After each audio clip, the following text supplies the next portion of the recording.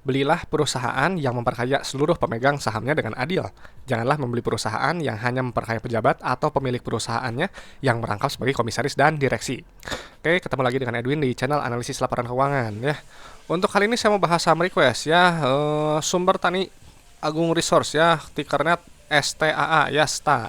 Nah, jadi teman-teman kalau ada saham request gitu ya, sampaikan di kolom komentar ya, nanti kita bahas bareng-bareng gitu. Nah, ini kita lihatnya si STA ini menarik nggak ya kinerjanya berdasarkan laporan keuangan 2025 Q3-nya ya. Ayo kita disclaimer dulu ya. Jadi video ini disusun oleh saya, Edwin, dengan tujuan sharing analisis dari sudut pandang pribadi saya.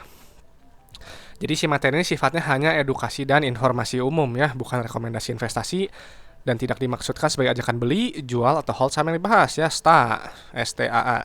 Jadi setiap keputusan investasi sepenuhnya jadi tanggung jawab masing-masing teman-teman ya. Jadi do your own research. Silahkan analisis lebih lanjut ya kalau memang si STA ini menarik gitu ya. Jangan jadikan analisis saya ini, pendapat saya ini sebagai analisis yang utama. Oke, jadi untuk menilai gitu ya saham-saham yang ada di listing di Bursa Efek, saya pasti pakai 3 kriteria utama ya. Syaratnya yang pertama itu harus bagi dividen ya. Kenapa perusahaan itu harus bagi dividen gitu? Nggak pernah bosan-bosan saya sampaikan. Karena perusahaan yang bagi dividen adalah perusahaan yang memang sudah terbukti untung dari bisnisnya ya, titik gitu ya. Keuntungannya itu disisihkan oleh perusahaan dan dibagikan kepada kita pemegang sahamnya, bisa kita nikmati gitu. Jadi nggak cuma untung di atas kertas aja. Makanya perusahaan yang bagi dividen itu adalah perusahaan yang pro kepada pemegang saham. Jadi kalau nggak bagi dividen ya bisa jadi perusahaan tersebut hanya memperkaya pejabat atau owner perusahaannya yang biasanya nih ya merangkap sebagai komisaris dan direksi gitu. Jadi kalau untuk top manajemen jabatan ini gitu ya, mereka ini udah dapat gaji ratusan juta tiap bulannya ya. Jadi kalau mereka mengelola asal-asalan, nggak profesional, harga sahamnya turun terus gitu ya, anjlok, mereka sebenarnya nggak akan peduli kok gitu ya. Karena mereka udah dapat gaji besar gitu ya, sedangkan kita pemegang sahamnya cuma gigit jari gitu ya, cuma dapat ya mungkin dividen setahun sekali kalau bagi dividen, atau dari capital gain kalau harga sahamnya naik juga gitu ya. Maka jadi kalau teman-teman harus hati-hati lah dalam memilih perusahaan ya di awal. Nah, perusahaan yang bagi dividen itu adalah perusahaan biasanya ya punya kondisi bisnis yang sehat. Jadi kalau kondisi bisnisnya lagi nggak sehat, rugi terus, beban utang terlalu besar, arus kasnya susah, yang akan bagi dividen gitu ya, karena perusahaan pasti lebih mengutamakan untuk survival dulu ya, bertahan hidup. Nah, jadi memang kalau teman-teman udah tahu nih ada perusahaan yang bagi dividen rutin, punya kondisi bisnis yang sehat, pastiin teman-teman itu beli di bawah nilai wajarnya ya, beli pada saat under value, jangan beli pada saat di harga premium ya, di harga yang dipucuk gitu, jangan, nanti karena takutnya rawan koreksi dan akhirnya nyangkut gitu ya, nunggu dijemput gitu. Maka jadi teman-teman sebelum berinvestasi ya harus gunakan akal sehat Anda gitu ya, logik aja gitu ya. Jadi jangan FOMO, jangan ikut-ikutan orang, hati-hati terhadap berita, rumor, isu gitu ya, jangan mudah percaya rekomendasi, analis, dan juga jangan percaya kepada saya juga ya. Jadi teman-teman harus analisis sendiri ya, harus punya alasan yang jelas kenapa beli saham tersebut ya. Maka kita harus memegang itu prinsip berinvestasi ya, syaratnya harus sabar ya, harus berorientasi jangka panjang. Nggak bisa kita mengharapkan keuntungan yang besar ratusan persen, ribuan persen dalam jangka pendek ya, misalnya dalam hitungan hari, minggu. Buang jauh-jauh gitu ya pemikiran seperti itu, karena itu biasanya keberuntungan dan juga momentum ya, harus pas gitu. Jadi kalau saya sih biasanya ya patokannya bisa setahun sampai 3 tahun sih biasanya ya. Dan setelah itu harus fokusnya pada value ya. Jadi value-nya dulu dihitung dulu dengan metode valuasi yang teman-teman biasa gunakan ya, enterprise value, price to sales, DCF, DDM, terserah lah apapun itu ya. Dan setelah dihitung value-nya, baru nanti tentuin entry price-nya mau masuknya di harga berapa ya. Nah, jadi gitu ya, kenapa harus ingat gitu, harus paham ini semua, karena harga saham itu nanti pada akhirnya akan mencerminkan kinerja fundamental perusahaan dalam jangka panjang ya, nggak jangka pendek. Jadi kalau jangka pendek nggak akan ada hubungan harga saham dengan kinerja gitu ya. Banyak orang-orang yang bilang mungkin fundamental itu udah nggak relevan ya karena memang mungkin mereka patokannya jangka pendek, mungkin ke situ gitu ya. Cuman kembali lagi ya gitu ya, jadi ketika dia nggak ada hubungan nih harga atau kinerja, kan banyak contoh tuh ya perusahaan yang buruk, yang jelek, dia harganya digoreng naik gitu, dan akhirnya banyak investor yang dia terpancing masuk ke sana gitu ya, masuk kembali lagi perusahaan yang buruk gitu ya, nanti kan harga sama akan mengikuti kinerja ya, dia harganya akan jatuh lagi dan akan meninggalkan banyak investor yang nyangkut di harga atas ya. Jadi mereka akan trauma gitu ya berinvestasi saham ya. Mudah-mudahan kita jangan sampai seperti itu. Dan untuk si STA ini nanti akan dianalisis ya dengan analisis laporan keuangan versi saya ya. Ini ingat ya, ini versi saya yang saya biasa lakukan dari 2016 sampai sekarang gitu. Jadi ya hanya sebagian kecil lah dari fundamental gitu ya, dan hanya menilai kinerja masa lalu ya sampai 30 September 2025 gitu. Jadi untuk kuartal berjalan sekarang Q4 dan kedepannya 2026, tahun depannya lagi, silahkan ya lengkapi aja gitu, lakukan proyeksi sendiri gitu ya, apakah akan bagus gitu atau enggak gitu, silahkan gitu. Jadi memang kita akan fokusnya di laporan keuangan ya, bukan harga sahamnya. Jadi kalau harga saham yang digoreng naik atau anjlok terlalu dalam ya kita nggak bahas ke situ ya gitu ya, nggak jadi fokus utama gitu. Jadi penting ya untuk laporan keuangan, paham gitu, karena laporan keuangan itu bercerita tentang kondisi perusahaannya buat saya ya, sehat atau enggak. Dia akan dipindahkannya ke Excel seperti ini nih. Dan teman-teman bisa download ya, kalau mau Excelnya bisa download, linknya ada di deskripsi video, passwordnya ALK Edwin. Oke, langsung aja lah, STA ya, Sumber Tani Agung Resource. Ini perkebunan gitu, sumber tani ya, Pak Tani mencangkul ya, membajak sawah. Nah ini kita lihat dulu nih ya, sumber tani ya, ininya udah benar ya, jutaan rupiah 2025 Q3 ya, oke. Nah, yang dicek yang pertama itu kalau saya ya tadi ya dividend payment history-nya. Ya, yang ini. Ya, ini data-datanya, dan selama 3 tahun ke belakang, tepatnya 4 tahun ke belakang, ini perusahaan bagi dividen rutin ya. Jadi ini perusahaan yang baik ya, terbukti untung, ada nilai tambah yang dibagikan gitu ya kepada pemegang sahamnya oleh perusahaan ya. Dia sangat menghargai kita pemegang sahamnya ya. Jadi ini perusahaan ini ya bagus ya, cukup layak gitu ya untuk kita lihat lebih lanjut ya. Jadi ini oke. Nah setelah itu kita langsung cek bagian kas Tara Kasya yang ini nilainya gitu. Nah selalu nggak pernah saya bosan gitu ya, kenapa harus melihat kas ya, karena kas Tara Kasya ini adalah jumlah uang yang dimiliki perusahaan ya, yang ada di dalam dompet perusahaan. Jadi si uang kas ini punya fungsi untuk bayar operasional, untuk bayar ekspansi usaha, dan juga untuk bayar pinjaman ke bank. Jadi kalau nilainya terlalu sedikit, itu ya nggak akan bisa bayar operasional nanti ya, atau nggak mungkin bisa bayar pinjaman, nggak bayar ekspansi juga ya. Jadi waspada ya, hati-hati. Nah tapi kalau nilai terlalu besar juga, ya tanda tanya ya, kenapa perusahaan itu menumpuk kas terlalu besar? Gitu, kenapa nggak dibagikan aja kepada kita pemegang sahamnya ya? Misalnya dengan bagi dividen lebih sering gitu, lebih besar nilainya, ekspansi usaha atau bayar pinjaman yang masih ada, supaya beban bunganya nol gitu, ringan, jadi lebih ringan, atau buyback saham aja gitu ya, mengurangi jumlah saham beredar ya, supaya EPS dan DPS-nya lebih besar gitu. Simple ya. Ini ada kenaikan kas ya sekitar 200.000 kali kurs ya, 200 miliar berarti. Oke, kita langsung cek ke bagian saldo laba ya. Saldo laba, nah ini ya nilainya yang ini gitu ya. Ini harus dilihat, saldo laba itu harus paham dulu ya. Saldo laba itu adalah total akumulasi keuntungan yang telah dihasilkan perusahaan semenjak perusahaan ini pertama kali berdiri ya, pertama kali beroperasional sampai sekarang 2025 Q3, di luar dividen yang dibagikan ya. Jadi si STA ini dari zaman dulu pertama kali berdiri, pertama kali beroperasional sampai sekarang 2025 Q3 telah menghasilkan total profit ya itu sebesar 3,7 triliun gitu ya. Jadi perusahaan ini bagus ya, menghasilkan keuntungan nyata, saldo labanya positif, makanya bisa bagi dividen gitu. Karena kalau saldo labanya negatif atau defisit, dia nggak akan bisa bagi dividennya, alias perusahaannya rugi melulu gitu ya, dan termasuk kategori perusahaan yang bermasalah buat saya. Nah setelah itu kita langsung cek ke bagian ekuitas pemilik. Nah yang ini nilainya ya, kepencet ya, kita pindahkan dulu. Nah, kita pindahkan gitu ya, udah dipindahkan nih. Nah, ini kita lihat ya, ininya udah sama. Lihat ya, ada rasio saldo laba terhadap modal awalnya, ini nilainya 1,31. Ya udah di atas 1, artinya perusahaan ini sudah balik modal ya. Ibaratnya kalau modal bisnis ya, ekuitas modal awal itu 1 miliar, itu telah menghasilkan total profit itu 1 miliar 300 juta ya, 310 juta. Jadi ini udah bagus ya, balik modal, dibagikan juga kepada pemegang sahamnya, ini bagus ya. Dan untuk perusahaan yang baik seperti ini, dia dihargai ya memang ya selalu premium gitu ya, harganya 2,6 ya PBV-nya gitu. Jadi kalau buat saya sih agak kemahalan ya, saya cari yang di bawah 1 gitu. Nah, terus kita cek ke bagian profitabilitasnya ya, di pendapatannya nilainya pakai yang ini ya. Perusahaan yang bertumbuh adalah perusahaan yang revenue-nya atau pendapatannya ini cenderung naik, artinya barang atau jasa yang dijual perusahaan itu dibutuhkan oleh customer gitu ya, jadi disukai, jadi customer tuh beli terus ya. Dan ini kita lihat pendapatannya naik ya, naiknya besar juga ya, 48% ya naiknya, 2 triliun gitu ya. Kenapa nih ya, saya nggak tahu ini bisnisnya apa, nanti teman-teman cek aja gitu ya.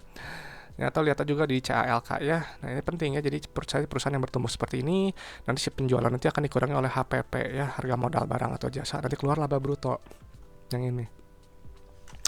Nah, laba bruto ini itu penting ya. Kenapa? Karena si laba bruto ini untuk melihat inti efisiensi perusahaan ya, alias untuk melihat kemampuan perusahaan untuk menempatkan harga jual barang atau jasanya ini di atas harga modalnya gitu, lewat apa? Gross profit marginnya. Ini 33 ya, gitu ya, 33%. Jadi jual barang 100.000 ya, ambil untungnya 33.000 ya, 67.000-nya itu harga modal atau barang harga modal barang atau jasanya gitu. Jadi cari yang marginnya tebal gitu, karena semakin besar marginnya, gross profit marginnya, nanti kan gross profitnya nanti akan dikurangi itu ya, beban penjualan, pemasaran, beban umum, administrasi, beban keuangan gitu ya, pajak, nanti keluar laba bersih yang ini nilainya. Ini adalah inti dari laporan laba rugi ya, perusahaannya untung atau tidak ya. Dan ini udah kita pindahkan ya, gross profit juga naik, net profit juga naik, bagus ya. Nih sekian EPS-nya, ROE-nya sekian, PR-nya udah cukup murah ya, udah di bawah 15 ya, borderline ya, ini dekat-dekat 10, cukup menarik sebenarnya secara PR gitu. Oke, setelah itu kita langsung cek ke bagian ekuitas ya, ekuitas apa, arus kas.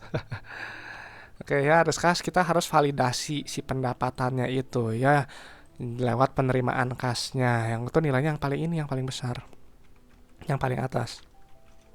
Kenapa harus dilihat ya? Karena penerimaan kas ini gitu ya. Ini sebenarnya ya, teman-teman harus tahu dulu ya, karena laporan arus kas ini biasanya sering dilupakan oleh analis gitu, dilupakan oleh berita, yang jarang ada yang mau bahas arus kas gitu, jarang sekali. Gitu, padahal sebenarnya ini penting gitu untuk melihat gitu sehari-harinya perusahaan gitu, kinerja manajemennya gitu. Jadi jangan cuma lihat si profitable-nya aja ya, laba bersihnya naik gitu, ekuitasnya naik gitu ya, pendapatannya bertumbuh, jangan gitu ya. Kita harus lihat manajemennya ya, salah satunya lewat ini arus kasnya ini, terutama tentang uang kas yang keluar masuk ya, penerimaan kas. Nah, jadi kan si STA ini kan dia bilang pendapatannya 6,5 triliun ya. Customer bayar atau perusahaan mengumpulkan uang kas yang beredar itu 6,7 triliun ya gitu. Jadi ada 200 miliar gitu ya, yang ada lebihnya gitu. Maka rasionya nih 103% ya. Bisa dibilang gitu ya, kalau misalnya 103% berarti teman-teman menjual barang 100 juta ke satu customer. Nah, customer itu bayar 103 juta, ada lebihnya 3 juta. Nah, jadi lebihnya itu mungkin bisa jadi si customer itu dia masih utang gitu ya, belum bayar, baru bisa bayar lagi gitu ya. Nah kan, jadi dia bayar lebih tinggi, lebih banyak gitu ya, dan uang kasnya memang harus dikumpulkan gitu ya, karena si uang kas tadi kan punya fungsi untuk bayar operasional, ekspansi usaha, dan juga untuk bayar pinjaman ke bank ya gitu. Jadi harus cari yang mendekati rasionya tinggi 100% seperti ini ya. Nanti kita lihat nih, uang yang dikumpulkan 6,7, bayar supplier, bayar karyawan, bayar beban operasi, bayar pajak, nanti keluar net CFO ini ya. Ini nilainya wajib positif gitu ya, karena kalau dia positif artinya bisnisnya itu menghasilkan uang tunai gitu. Jadi bisnisnya nggak cuma habis untuk bayar operasional aja ya. Kan saya selalu bilang ya ke teman-teman, Anda punya bisnis gitu ya, uangnya tuh habis untuk bayar supplier, bayar karyawan ya, habis untuk operasional lah gitu ya. Buat apa, bro? Gitu ya. Harus ada uang lebihnya gitu. Harus sehat gitu ya. Nah, sisa uang ini digunakan untuk bayar ekspansi usaha atau perolehan aset tetap ya. Itu ya, nilai negatif ya, kayak gini. Selama dia nilai negatif berarti dia berekspansi ya, bagus gitu. Memang nanti detailnya bisa dilihat ya tuh, ada penerimaan bunga, penambahan aset hak guna, kenaikan aset tidak lancar gitu ya, silakan. Cuman yang penting ini, yang penting perolehan aset tetap ya, karena ini belanja modalnya, capex ya, capital expenditure ya. Setelah itu kita ngapain? Nah, kita lihat nih ya, aktivitas pendanaan, atau bahasa saya biasanya aktivitas pinjaman ke bank gitu ya, nggak ada di textbook. Ini nggak akan ada di textbook gitu ya, nggak akan ada di buku-buku gitu ya. Nah, jadi lihat nih ya, nih kalau perusahaan dia bayar pinjaman tuh nilainya negatif, bayar dividen nilainya negatif, bayar utang bank jangka pendek nilainya negatif.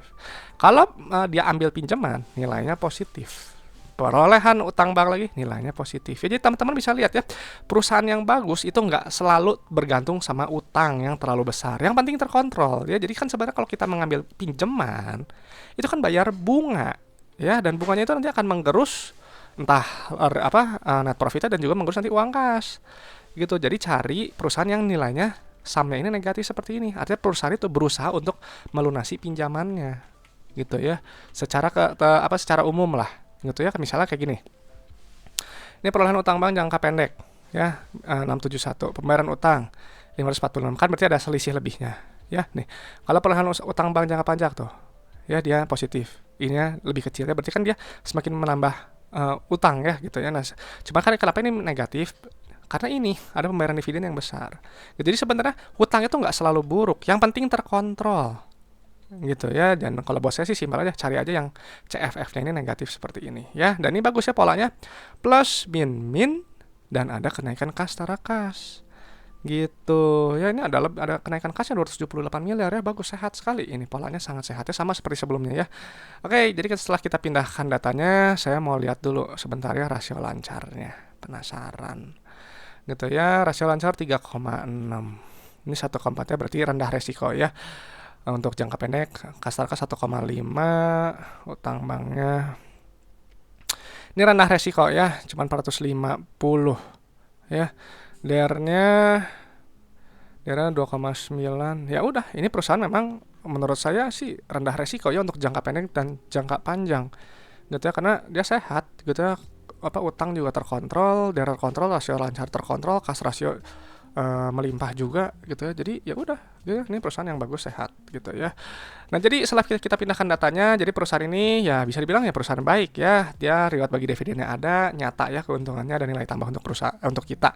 Saldo labanya positif juga, bisa bagi dividen, dan untuk perusahaan yang seperti ini gitu telah menghasilkan total profit 1,31 kali modal, dan ya perusahaan yang baik, di harganya PBV-nya memang agak mahal ya, 2,6, gitu ya, sebanding lah ya kalau kata saya.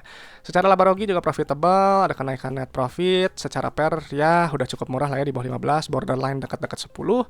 Dan secara arus kasnya ini sangat baik ya, polanya sangat baik, ada kenaikan kas gitu ya, dan operasi ini mengcover pendanaan gitu ya, atau aktivitas pinjaman, dan juga untuk ekspansi usaha. Ya udah, perusahaan sehat, perusahaan bagus ya, sebanding dengan harganya yang premium gitu ya. Cuman nggak tahu nih, buat teman-teman, si harga STA ini 1450 ini per 17 November ini bagus nggak ya, murah nggak gitu ya.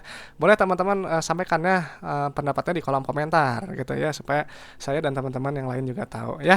Sekali lagi, kalau teman-teman ada request saham boleh sampaikan gitu ya di kolom komentar, nanti kita bahas bareng-bareng. Kalau ada pertanyaan seputar investasi saham, sampaikan juga, saya akan respon ya. Oke teman-teman, itu aja gitu ya, paling ya informasi aja gitu ya. Saya terbuka untuk kerjasama, kolaborasi, dan juga sponsorship. Silakan teman-teman yang berminat boleh hubungi saya ya. Kontak saya ada di screen dan juga ada di deskripsi video. Oke teman-teman, saya Edwin dari channel Analisis Laporan Keuangan. Sampai jumpa di video-video berikutnya.